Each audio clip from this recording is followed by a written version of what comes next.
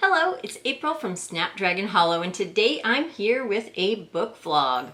I've got my cup of tea as well as a fun little treat that I'll talk about later, and a lot of books to share with you. In mid-July, I celebrated my birthday and I had a lot of really bookish fun for my birthday. My family took me to Barnes & Noble. I went with all the kids and their spouses and all of my grandchildren, and we had a ton of fun. I got a lot of books. The kids bought me books for my birthday, and we even made a stop in at Build-A-Bear. It was a request of mine that we take the grandkids to Build-A-Bear for their first time. I used to love doing Build-A-Bear when my children were little, and we've done that a lot, and the grandkids haven't had an opportunity yet. They're just the right age. We have two 2-year-old grandchildren and one 4-year-old grandchild, and they were just the perfect age. They really loved it. They each built a doll that was perfectly suited to their personality, and it was just a ton of fun.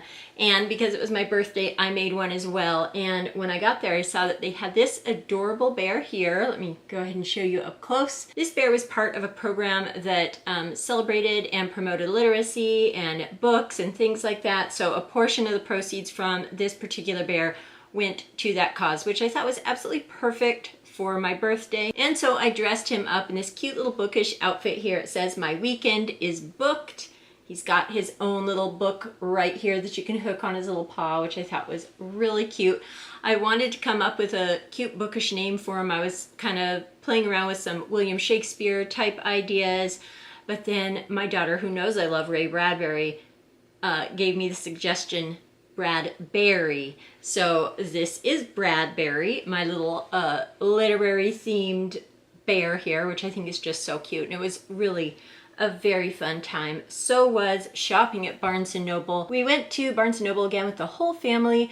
We had a lot of fun looking around. And then I went back a few days later, again, just with my husband, to look a little bit more at some books. So I got a lot of fun books for my birthday. It was really fun. So I will share those with you, as well as what I've read so far this summer since my last update, what I'm still working on reading, and the rest of my August TBR. So I hope you can grab yourself a nice cup of tea or coffee or iced tea or iced coffee if it's hot where you are. It is actually really hot where I am today, but I still love a nice warm cup of tea any time of year. So I'm going to enjoy a cup of hot tea, and I hope you grab yourself a nice beverage to enjoy while you watch my book vlog today. So I'm going to go ahead and start with my birthday book haul here and share that with you. Again, these were books that mostly I picked out at Barnes & Noble, or my kids got me for a gift. And a couple of them I ordered after I left Barnes & Noble from Amazon, just because I thought I would like to add them to my collection after I'd thought about it a little bit longer. So my first pick for my birthday book, I knew I wanted a new cozy mystery. I love having cozy mysteries on hand. I love bringing them to the beach with me this time of year. And of course, I just love reading a good cozy mystery. This one is called A Book Retreat Mystery, Murder in the Mystery Suite. And it is first in a series, which I love, getting a first book in a series rather than jumping in the middle of a series. And this one just looked really intriguing. This is about a book retreat in Western Virginia. I haven't read very many books that take place in Virginia, which I think will be neat to read since my father-in-law is from Virginia, clear across the United States from me here in Oregon. So just very interesting, I thought. Of course, the idea of a book retreat is a wonderful thing. I would love to do a book retreat at some point. And of course, they're hosting a murder and mayhem week so that fans of the mystery genre can gather together and play some games, things like that. And of course, there's a murder that has to be solved. So it just sounds like an intriguing setting. I love to do the bookish theme with my cozy mysteries. That's one of my favorite types of cozy mysteries to read. So Murder in the Mystery Suite. I'm not sure when I'll add this to my TBR, but I'll be sure and keep you updated. Then I got a sort of studious book here, one that I just thought would be great for our library, one that I know my husband will also enjoy. We love history, we love reading historical documents, things like that. This is The Supreme Court Landmark Decisions. It's a Barnes & Noble exclusive book here. You can see it's just really pretty. It has sort of a leathery feel. I'm not 100% sure. It feels like it might be a real leather cover here. It may or may not be, but it's sort of that leathery look bound book. Very beautiful. I have other books like this, like the Constitution and things like that. So I thought that the Supreme Court Landmark Decisions would go really nicely in our history and Americana book section of our library. Then next, I always stop by the kids section. It's one of my favorite sections to go. I love middle grade. I love picture books. I'm a real fan of children's literature. As you can see behind me, I have a very extensive children's book collection. And so this one caught my eye. This is by Ernest Cline, and he wrote the book Ready Player One. This is called Bridge to Bat City, a mostly true tall tale. And the cool thing about this one is it is a signed edition, which I thought was a really fun thing to find.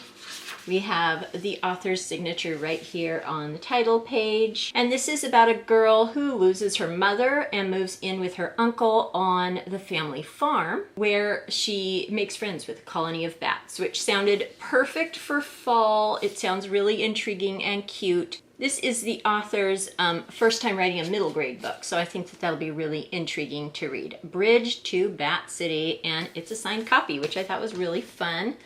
This one was just a complete impulse purchase. I don't even know what it's about. So we stopped in at the cafe for a coffee while we were there, and if you bought a coffee, you could purchase this book for $5. It's a Nebula Award winner, even though I knew the end by C.L. Polk.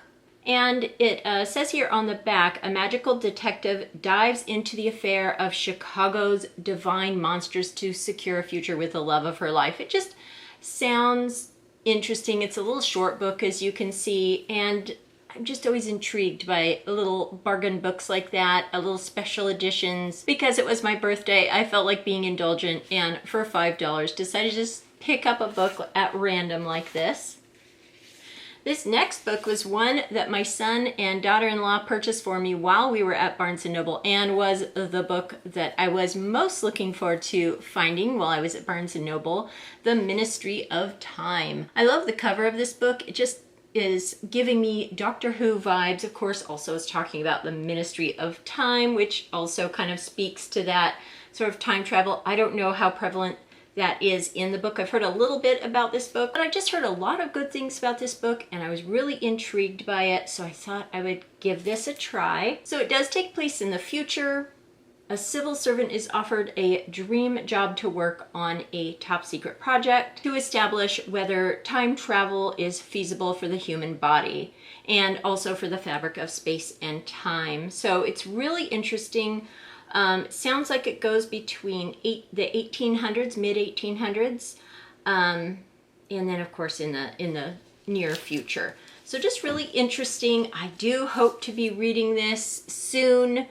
This might have to be a September book for me, as you'll see in a minute. I still have quite a bit of reading to do for my August TBR. So this is either going to be a September book read or a late August book read, but I'm just super excited to read it. It looks really intriguing. And that is written by Kayleigh Bradley, I believe. So that was a really nice birthday book present there. Then the Barnes & Noble that I was browsing was one of the larger Barnes & Nobles around here. Oftentimes I'll go to one that's just a little bit smaller, but the one I was at this time was quite a bit bigger. They have a really lovely periodical section, and I love looking through different magazines. I haven't picked up literary or writers magazines in many, many years, so I thought I would pick some up. I got this one here, Bookmarks for Everyone Who Hasn't Read Everything. That sounded intriguing. It's talking about founding fathers in fiction, Anne Hood, The Plight of the Middle-Aged Woman, and New Books Guide, etc. So it just looked like an intriguing magazine. I'll have to share with you what I think of these magazines after I spend a little time reading them. And I also picked up this one, For the Love of Reading, O Reader. It's a really beautifully bound magazine. I love these magazines. They're almost like a little book here. The topics in this one are, yes, audiobooks count as reading, take a book, leave a book, which I think is probably talking about the little free libraries, which are very intriguing to me. And then Shakespeare wrote fan fiction too, which also sounds really fun. So another interesting magazine to read that I'll have to let you know about, Oh Reader. And then I haven't dabbled in writing in a really long time, but it's something I would like to start doing again just for fun. And so this is a magazine I used to read a long time ago. Writers Helping Writers since 1920. I believe I used to even read this back when I was in high school, when I really loved writing and things like that. So I thought I'd pick up a copy of this for nostalgic reasons and just to see what interesting tips for writing that I can glean from the Writer's Digest. So it was really enjoyable to get to look through that periodical section. There were other magazines there too that I may have to pick up next time. Then back to a children's book. This is a copy of Cinderella by Marcia Brown. And I had forgotten about this edition of Cinderella until I saw the cover here. I had this when I was a kid, so it just really sparked some nostalgic memories for me. I absolutely love fairy tales. I study fairy tales. I'm about to do a really deep dive into studying fairy tales more, so I've been collecting a few different editions of the individual fairy tales, not only for me, but to share with my grandchildren. I read them fairy tales as often as I get an opportunity to, and this beautiful copy of Cinderella was just a very fun thing to find. This next book I picked up for myself from Amazon.com, The Country House Library by Mark Purcell. And I had been doing some reading about personal home libraries, the organization and building of a personal home library, and libraries that took place in old country houses and manor houses, things like that. I believe my interest was originally piqued as I was reading through Pride and Prejudice and thinking of some of the libraries that they had there. So I was doing a little study of that and came across this book as a suggestion. I'm really excited to look through this. Has a lot of beautiful pictures here of different libraries and lots of information about how people actually used to build these libraries. So very intrigued about that, as of course I'm always working on building my personal library here as well. And I will be sure and include an Amazon affiliate link in my description box below for as many of these books as I can find on Amazon, just in case you're interested in any of those. This next book here was from my son and daughter-in-law as well. They picked this one out for me because they know I love cabins, and very specifically A-frame cabins. I got to stay in one a couple of years ago. I hope to go back there really soon. Again, I love staying in cabins and reading about and looking at pictures of cabins. So this is just a fun, beautiful picture book with lots of lovely cabin pictures and just fun for thinking about a nice cabin vacation. So that's a really fun one. I'm eager to look through that one a bit more. This next one I picked up when I was at Barnes & Noble. Again, in the children's section, they had a whole display out, as they do on the tables, of really intriguing books. I will probably read this book later today. This is called Millie Fleur's Poison Garden by Christy Mandan, and it just looks so intriguing. On the back here it says, please stay on the path the plants have teeth. And as a gardener and just someone who's very interested in plants and nature, this book seemed right up my alley. The illustrations are so fun. Lots of full-page colorful illustrations talking about plants and things like this. So I'll go ahead and read this, and then if it seems like it's the right age range for my grandkids, I can share this with them as well. But I thought that this just looked like a ton of fun. Millie Fleur's Poison Garden. Next, this was a gift from my daughter. She knows that I love doing scrapbooking and stickers. She also knows that I love forests, fairies, and fungi, mushrooms. So these are the Forests, Fairies, and Fungi Stickers Anthology. And it just looks wonderful. She knew it would be right up my alley. Look at these gorgeous illustrations, and these are all stickers. We've got a whole page of mushrooms there. She knows I'm working on a mushroom theme project, and she knew that this book would be great for me, and I'm really excited to start using this one. Just so many stickers of wonderful, beautiful illustrations of all of these wonderful things, forests, fairies, and fungi. So that is a fun DK book there. Fun sticker book. That was a really nice gift. So I have two last books that I picked up for my birthday. I saw these at Barnes & Noble, didn't buy them, but kept thinking about them and saw others in the collection. I have one in this collection already about fairies, but I spotted this one at Barnes & Noble, The Natural History of Magical Beasts. This is a beautiful cloth bound with all this gold embossing here. Lots of gorgeous illustrations about fantastical creatures and some interesting information about those creatures. This one here is the Thunderbird. Little information about the Thunderbird. Just some nutshell information here about these different fantastical creatures. Look at the end papers, just absolutely stunning. Just like my copy of the Natural History of Fairies that I actually shared about in my fairy book collection, I thought that it would be really fun to have this edition as well. So after seeing it in person and then thinking about it for a bit, I decided to go ahead and order this book here for my birthday at Amazon. And then they also have a couple others in their collection. I added one more, The Natural History of Mermaids. It is just such a beautiful book. I thought it would be really fun to look through and keep on the shelves with some of my fairy and fairy tale and fantastical creatures books here. So you can see lots of beautiful illustrations and fun facts. Just a fun way to look at mermaids and magical creatures in this absolutely beautiful edition. I love sitting down with books like these and just looking through them. It's just a fun, relaxing thing to do. And so I picked up those. So that was my birthday book selection there, as well as my adorable Bradbury bear here, my little bookish Build-A-Bear there. And that was my very fun birthday.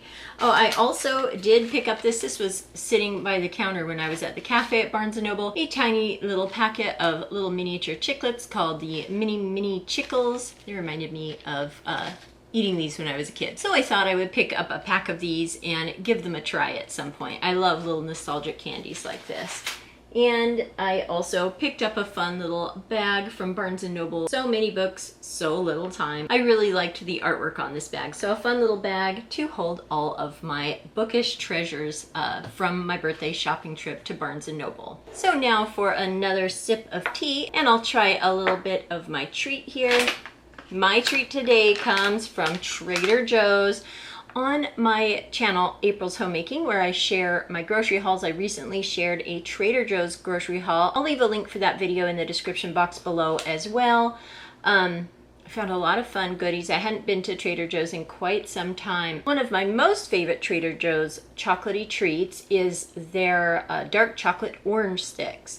And when I was there, I was so excited because I spotted dark chocolate pineapple sticks. Pineapple is one of my all-time favorite flavors, so I thought that these would be the absolutely most delicious treat, and they really are. We've enjoyed a few of them already. They are so good. Dark chocolate pineapple sticks here from Trader Joe's. Super excited that they came out with a new flavor. So I've got a few here to have today with my cup of tea, and I'll go ahead and eat one now, and then I'll go ahead and share with you the books that I've been reading as well as the rest of my August TBR. Definitely an absolutely perfect treat to have with your cup of tea while you're reading your books. I absolutely love these. This is a new favorite of mine for sure. They're nice and tiny. You can see just a little teeny tiny chocolate here. Tiny enough to have a few and not get too much sugar. I'm on a lower sugar diet, so I like to keep my treats really minimal and really special. And these are definitely a perfect little chocolatey treat to enjoy with my tea. So I definitely would recommend those. If you're looking for a delicious little chocolatey treat, if you have a Trader Joe's near you. Okay, so now on to the books that I've read since I last updated you. I believe the last book I shared about was The Fury, and that was a really interesting book. I got that returned to the library, and then I picked out some more from the library that I'll share about here with you as well. Let's see, after that I finished Sea Star, the Orphan of Chincoteague. I love this series. I will definitely continue reading this series after I finish up some of my August TBR. I may add one in for September. I rated this a 4 stars. It was really good. I didn't love it as much as Misty of Chincoteague. That's why I got a 4-star rating instead of a 5-star rating, but I still really enjoyed it. And I'm really eager to read the next one in the series. I just love reading about these little ponies here. So that was a really good book to read, a nice little children's chapter book, a classic children's chapter book. I mentioned wanting to start this right away, and I did. This is the next book I read, The Other Half by Charlotte Vassell. And this is a whodunit. It reminded me a lot of a very modern sort of Agatha Christie style mystery. I wouldn't necessarily call this a cozy mystery. It was a little darker than that, but not too dark. Still in the nice whodunit category here. Just a little bit more modern perhaps. I loved getting to know the different characters and the detective. And I'm really looking forward to the next one in the series, which I have ordered and I will be reading next month. This is a murder story that took place among the London socialites, the elite group of people there, and it says, you know how they live, this is how they die. That's sort of the premise of this, that you're going to be diving into the socialite society, the elite society of London. And then of course you get the perspective from the detective who is not part of that society of people. So it's just really, really intriguing. I loved it. I rated this a 4 stars and it was really enjoyable. I was able to read this in just a couple of days. It was a good page turner here, a nice mystery. So The Other Half by Charlotte Vassell. I look forward to reading another book in this series which just came out. So The Other Half. And then I finally finished The Little Gray Men by B.B. This is such a wonderful book. It was so descriptive of the British countryside. It is so nicely written that you can really vividly picture everything that the author describes about the natural world that surrounds these little gnomes, the last gnomes of Britain, as they have their very exciting adventure. You do have to consider the time that this is written, post-World War II, I believe. There is some harsher concepts and a little bit more violence than we would have today in, say, a modern children's book. I would definitely pre-read this before letting a younger child read this, but it was definitely a really intriguing story. Again, beautifully written. I love reading vintage children's literature. This was just great. And I did rate this one a 5 stars. So this is The Little Gray Men by B.B. And I do hope to read the second one in this series as well. And then, like I said, when I stopped by the library to return the Fury, I picked up some other books. The next one that I picked up was a book that I'd heard about for quite some time. I thought it was going to be a bit of like a dark academia type book taking place in a college setting, which is a setting that I find intriguing, higher education, things like that. This book is Bunny, a novel by Mona Awad. You can see here a picture of a bunny. It does take place in a college or university, like an elite university, and it was supposed to be like a secret society type book, but it ended up just being a little on the dark side for me. It was definitely that sort of fever dream, descent into madness perhaps. Just a little bit on the dark side for me. There were some intriguing parts, definitely makes you think a little bit, but a little bit on the disturbing side. I gave this a 3-star rating because it was intriguing. However, I just found there wasn't a lot of a really identifiable plot, aside from just a really descriptive descent into perhaps madness. You're not really 100% sure if it's madness, somebody just getting very stressed out, or perhaps addicted to substances, or perhaps some other sort of issue as they face the stresses of college and writing and things like that.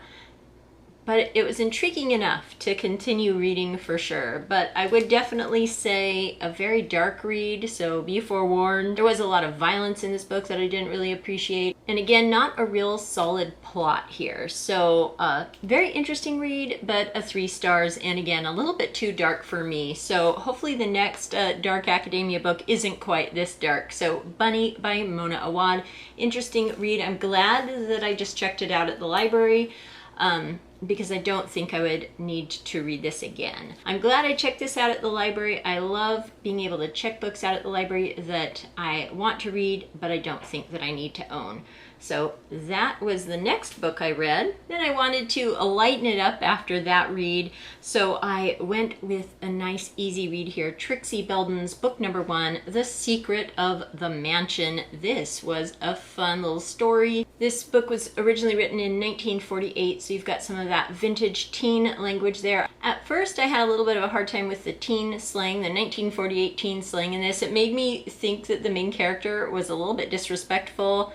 But as you kind of got to know the vibe of the way she just spoke naturally, and just the vibe of the character, you realize it's not as bad as it originally seemed. It still was just a hair annoying at first because I wasn't used to it, but the story itself was pretty good. It did kind of drag on in the middle there a little bit, but towards the end it picked back up and was really a neat story. And now that I'm invested in the characters here, I definitely hope to read a book 2, which sadly these books are out of print, the hard copies. I do believe I can get them on the Kindle, and I may go ahead and look for a used copy just so I have the first 3 perhaps that kind of follow along the stories in this character. So cute little story here. Trixie Belden, The Secret of the Mansion, is about an old miserly hermity man who lives up in a mansion near Trixie's house, and he gets very ill and has to be taken to the hospital. Trixie goes to explore and finds a boy living there at the house that she actually just meant to kind of check up on. And it turns out the boy is the old miser's, I believe, nephew. And there is a rumor going around that the old man has kept a lot of money around. So they're looking for this treasure. There's a whole little story going on with the nephew and if they can find the treasure. So very fun, classic mystery here, very much in the vein of like Nancy Drew. Trixie Belden, The Secret of the Mansion. And I rated this book a 4 stars. The next book that I read after that, I actually read on the Kindle app here. It is called Mayday by Jess Lowry. I had actually been reading it for quite some time. It was, I believe it was a free book through Amazon Prime, a little cozy mystery called Mayday, and I only rated it a 2 stars. I didn't really love it. I felt like the plot was a little bit weak. It was the first book in the Murder by the Month series. There were too many moments in this book where it read a little bit more like a modern romance rather than a cozy mystery. I didn't appreciate some of the crude language in this, or crude descriptions. It didn't line up with the character's description in the first place. And the mystery itself, I just didn't love it. So that was sort of a dud for me. Mayday, Murder by the Month mystery, book number 1, and I was glad that it was just a free Amazon Prime read. I decided to get the Kindle Unlimited for a couple of months and do some reading like that. I love reading on my Kindle app at night, so that if I want to stay up late reading, I don't have to worry about lighting as much. I can just grab my Kindle and read it. And I am in the middle of another cozy mystery on my Kindle that I'll share about in a minute too, that I'm liking quite a bit better than that one. So that was my next one. And then I've read 2 more children's books that I'll share about next. This is Harold and the Purple Crayon, a classic by Crockett Johnson. I grabbed this book off my shelf the other day when I was watching a YouTube video with my grandson, and an ad came on for the new movie, Harold and the Purple Crayon. So we watched that trailer. It looked really, really cute. I'm very intrigued. I don't know if my grandson is old enough to sit through that live action. He's only 4, might be a little bit too old for him. But I told him, well, Grandma has that book, so let's go ahead and get that book off the shelf and actually read the book. So I read him Harold and the Purple Crayon, and he loved it. It was so cute how much he enjoyed reading this, and I really enjoyed reading it with him. So Harold and the Purple Crayon, I think it looks like a really fun movie that I'll definitely be checking out. Perhaps we'll see if our grandson is old enough to watch it with me. We'll see. But definitely a good, wonderful classic children's book. Harold and the Purple Crayon, of course, this got a 5-star rating from me. So a fun little children's book there. I loved that. Very good memories. The next children's book I read was another one by Jean Craighead George. I read a little book, a naturalist style book from her that I shared about in my last book vlog. This one is called Crowbar and is about a boy who finds an abandoned baby crow. He can't find the mother, he can't find the nest, and a cat's about to get it. His mother is a wildlife rehabilitator and has a license to keep crows. It made it a point to point that out so that people don't think that they can just randomly adopt crows without a proper license. But it went through and talked about how smart this crow ended up being and the process of how he got it rehabilitated and released back into nature, and how it actually learned to say hello and use some tools and things like that. So Crowbar, the smartest bird in the world. This is written by Jean Craighead George. Like I said, she's the naturalist and writer who wrote one of my favorite children's books, My Side of the Mountain. And I also really love crows. I sometimes feed them in my garden when they come around, and I love that. And this is written along with her two children, Luke and Twig, and they really did keep a crow at one point, so it's based on a true story. And I thought that that was really cute. I gave this a 4 stars. I liked the illustration. The story was a little bit on the simplistic side. I felt like they also focused on the negativity of the grandpa in this story a little too much. The grandpa was just thinking that crows were awful pests and kept sharing his dislike of the fact that they were keeping a crow. I felt like that wasn't necessarily necessary. And just added a little bit of a negative tone to an otherwise really cute book. It did share some fun facts about crows, and some really nice illustrations. The illustrations were by Wendell Miner. So Crowbar, that was a fun little book to read again. I love crows, and I have been enjoying reading the books by Jean Craighead George lately. And the current book that I'm reading, I'm actually reading quite a few books. Currently, I tend to read about 5 at once, just going between the different books based on the vibe that I'm at. But this is the book that I currently cannot put down, and I actually have to finish this book today because I need to return it to the library in 2 days. This is Tress and the Emerald Sea. This is by Brandon Sanderson. It's the first Brandon Sanderson book that I've read. I kept seeing people talking about this on BookTube, and when I saw it in my library, I thought I'd pick it up. This is one of the books that you have to read very quickly. I think I had 2 weeks to read this before returning it, and those 2 weeks have gone by very quickly because we've been very busy. But this is a wonderful book. I'm really enjoying it. His writing style is so lighthearted and fun.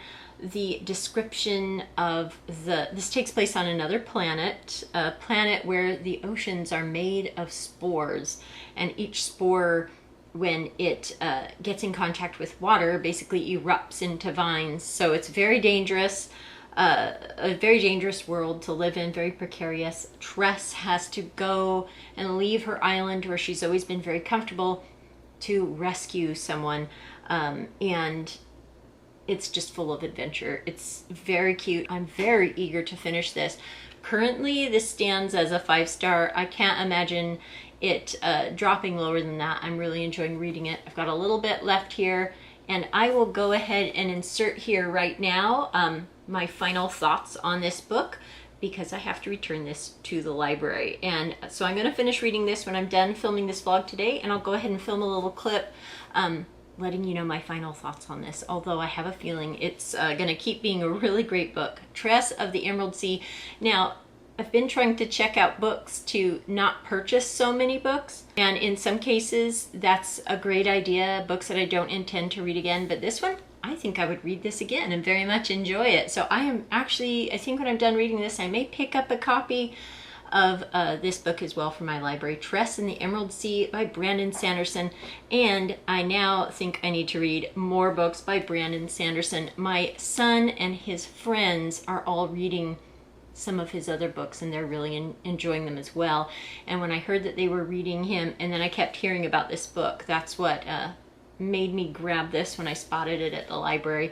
And I'm so glad I did, because it is such a fun read. I haven't read a really fun sort of fantasy, otherworldly sort of book in a long time, and this is just really great so far. So again, I'll go ahead and leave my final comments on that inserted right here. Okay, so I have finished Tress of the Emerald Sea and thought that I would give you a quick final update. This book was definitely a 5-star read. I absolutely loved it. I haven't enjoyed a good light fantasy book like this in quite a long time. This is really a cute story. The main character kind of goes through a journey of self-discovery, and you see her mature in a really cool way. There are some fun twists and turns throughout this book, and it is definitely a really good introduction here to Brandon Sanderson. I'm really looking forward to reading more books from him as well, and this is definitely a book that I would reread. I have ordered myself a copy. I'm actually hoping to read through it again at some point and annotate it. There are lots of wonderful thoughts in this book that I would definitely love to revisit in the future. And again, just overall, this is just a fun adventure story. Very, very great story. So, Tress of the Emerald Sea, a 5-star book for me. I really loved it and would definitely recommend it. And now back to the books that I'm currently reading. I'm still making my way through Pride and Prejudice. I started this in July. It's wonderful. I'm absolutely loving it. And I am mostly spending the rest of August finishing up my books. I do have some exciting plans for my September TBR, so I really want to focus my August TBR on finishing up some of my summer reading and getting ready to tackle some fun fall books and some fun back-to-school books that I intend to pick out for September. So Pride and Prejudice, still reading that, and I'll update you in the next vlog what I thought of that. I started the new Twilight Falls, A Shady Hollow Mystery by Juno Black, the writing team who writes the Shady Hollow Mysteries. I absolutely love this series, and I took this one to the beach with me recently, and I just loved it. It was a very windy day, so it got full of sand while I was there. I really had to brush out the sand from this book, but it was a wonderful beach read, and I'm excited to keep reading this one as well. Twilight Falls, again, by Juno Black. I'm still making my way through Wildwood, but because I got the library books that had a timeline on them, I kind of had to put this off to the side for a bit until I finish up some of the library books that I need to get returned, and then I'll go back to this Wildwood. I really am enjoying it, but it's a bit of a big read here. I do hope to finish it before the end of August, though. And I'm still making my way through Tolkien's On Fairy Stories. I've been reading this for over a month now, but again, I just haven't had a lot of time. I've had to set some of my current reads down while I finish up some of my library books, but I will be going back to this in August as well as in September as I'm studying fairy tales and things like that. Really wanted to kick it off with Tolkien's thoughts on fairy stories. So still reading that one. And then I've got 3 library books here that I have to read as well and get returned. This one I picked up because I spotted it at Costco and I didn't want to buy it. It's a thriller, but it looked intriguing. I've heard people talking about it on BookTube as well. And again, like I said, I spotted it in Costco, but knew I didn't want to actually own it. I just wanted to read it. So Home is Where the Bodies Are. It's a thriller. I don't read very many thrillers, but for some reason this one sounds intriguing. I'm hoping it's not too much of a horror book, and I'm hoping it's just intriguing. It is about a family who goes to, I think, clean out their perhaps deceased parents' home and finds some VHS tapes, and on the tapes are a murder, or on one of the tapes is a murder, and they're trying to solve it. So it sounds intriguing, sounds like a little bit of a dark thriller, and I will let you know what I thought of this book when I finish reading it. And again, this one I have to finish Tress of the Emerald Sea and then read this, because these were both on the 2-week no renewals allowed checkout system that my library has for the newer releases. So I've got to get this one read and let you know what I think about it. These next 2, I have plenty of time to finish reading them. They're also library books that I'm super excited to read. This one is another BookTube recommendation that I keep hearing about. Everyone in My Family Has Killed Someone by Benjamin Stevenson. I'm not sure if this is like a mob type book, a thriller type book, or a mystery type book, but it just sounds intriguing and a little bit more lighthearted, and we'll see again what I think of this. So I do hope to read this one in the month of August and get these library books returned. This one was another one that was on my list, and I was glad I could find that at the library. Everyone in My Family Has Killed Someone, so that one sounds interesting. And then this one I may or may not have time to read before I have to return it. The Fairy Bargains of Prospect Hill by Rowena Miller. Another booktube suggestion that I decided to pick up from the library. I think it's about farmers that have been bargaining small trades to make their lives easier, perhaps with fairies. I'm not 100% sure. Talks a little bit about lost old wisdom, which I find an intriguing concept. And so I'm just intrigued what this book might be about. I'm not really very sure what it is about. This is hopefully a book that I'll get to before I have to return it and let you know what I thought of that one as well. So Fairy Bargains of Prospect Hill. And then I had these books on my TBR last time. They're still on my TBR. And I hope to get to them eventually. With all these books, I doubt I'll get to them in August, but we will see. The next, Susan Wittig-Albert, The Tale of Cuckoo Brow Wood from the Cottage Tales of Beatrix Potter. That is still on my list. So is Anne of Avonlea, the next Anne of Green Gables novel. That one is still on my list. The next in the Beacon Bake Shop mystery series. I'm reading a lot of series right now, and some of them I just have to put on the back burner while I read some of these standalone books. And I know I'll always get back to them eventually. Murder at the Blueberry Festival sounds like a fun one. We'll see if I have time to squeeze in another cozy mystery. And then this one, I could probably tackle this one in a day or two. This is by Henrik Ibsen, A Doll's House. It's a little thin classic book here by Dover Thrift Editions. I've left that on my TBR as well. And same with this one that I mentioned last time, Beyond the Bright Sea by Lauren Wolk. This is a middle grade book about a 12-year-old girl who's lived her entire life on a tiny isolated island off the coast of Massachusetts, I believed. And that just still sounds really intriguing. Again, I chose this one on my TBR because it looks very summery and fun. And I read Echo Mountain by the same author, and I really did enjoy that. I don't know that I'll get to this one in August. This one may have to be put off for now, but we will see if I can get this one read as well. But that is my very large TBR here. I have a lot of catching up to do and a lot of reading to do, but I've really been enjoying reading lately. And I've been loving checking out books at the library, as well as getting my fun birthday books as well. So that is my reading vlog for today. I hope you enjoyed checking out all the books that I got for my birthday, hearing about the books that I've read, and the books that I plan to read in the rest of August. I would love to know in the comments below if you've read any of these books and what you're currently reading. I hope you all have a wonderful day. Thank you so much for joining me here at Snapdragon Hollow, and I'll talk to you later. Goodbye.